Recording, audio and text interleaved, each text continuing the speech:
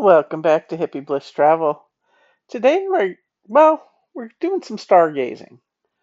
And what was it, the end of January there, we had a couple days where the aurora borealis lights were really low. And what was it, the one night we were going to go out and see them. But with our work schedules, one of us is a night shift worker. I work at 4 a.m. a lot, so I'd been up since 3 and I could barely keep my eyes open. And our youngest daughter, it was right before she moved to another state to get her first after college job. Um, so I was like, we were fighting to stay awake, and I was like, "Oh, sweetie, I really want to go." And they were supposed to be some out the next night. They may not have been as strong as the first night, but okay, we were gonna go. So this is, I don't know, just before 11 p.m. We're driving up to what's called Stub Stewart State Park. My husband goes there frequently for he plays disc golf. And it's just west of Portland, I don't know, 20 miles or so on Highway 26. And then you go past, I don't know, was it Beaverton, Hillsboro, Forest Grove, Banks. You go out past Vernonia is the turn you want to make. And I've never actually been to Stub Stewart State Park. Actually, this is the only time. Never been there during the daylight. But it says, if you Google it, you can enjoy over 25 miles of trails, hiking, mountain biking, horseback riding, an 18-hole disc golf course, and you can camp. There's RV, cabins, tent parking, picnicking, and opportunities for stargazing and wildlife viewing from a forested setting near Portland. So this is where we went out. On the news, it said out here or out in the gorge. And distance wise, it's about the same. So we thought this would be a little easier than crossing the bridge into East Portland. And a lot of people head out to the gorge for stargazing and stuff like that. And I mean, it wasn't too busy up there. Probably maybe a dozen other cars came and went while we were there. And we didn't see any fantastic uh, aurora borealis, northern lights.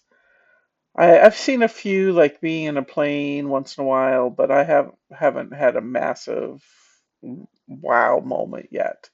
So we thought we'd take a shot.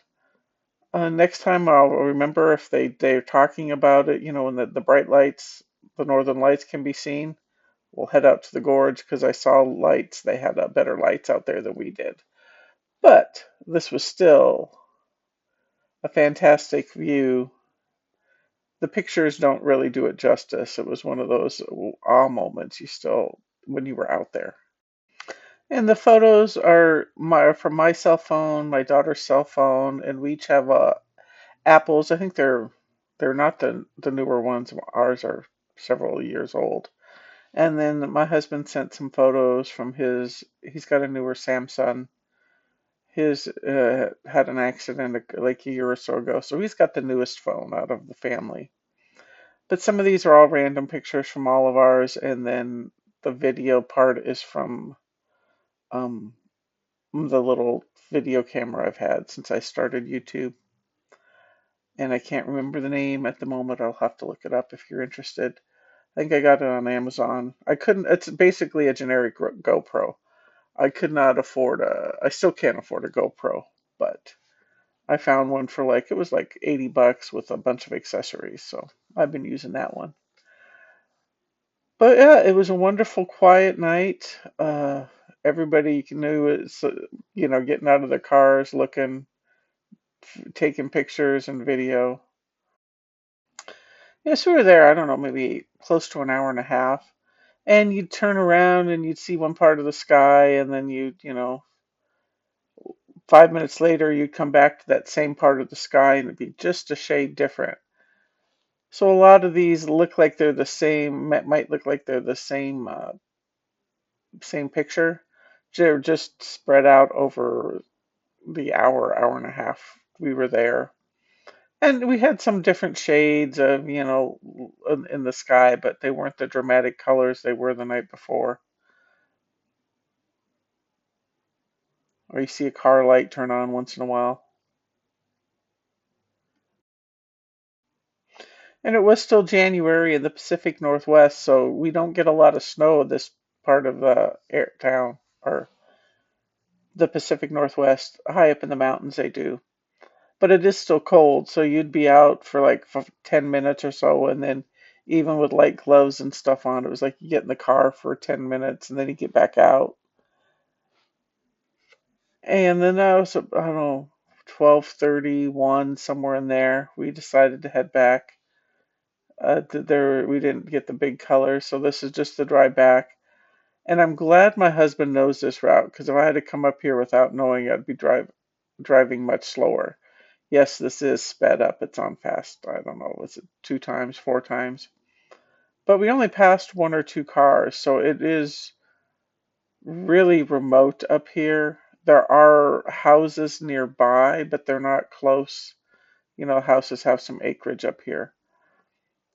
So, I mean, I understand why it's a good star viewing spot. I may come up here on some other, if they've got comets or other northern lights, seeing if we actually see if we get better northern lights. Or I may go out to the gorge. Definitely go out to the gorge next time. And then yeah, you come back to Highway 26, and this takes you into downtown Portland, basically. Thank you for coming along on our attempted Northern Lights viewing, but ended up being a stargazing viewing at Stub Stewart. Thank you for watching Hippie Bliss Travel. If you made it to the end, give us a like and a subscribe. And I hope to see you next week. Bye.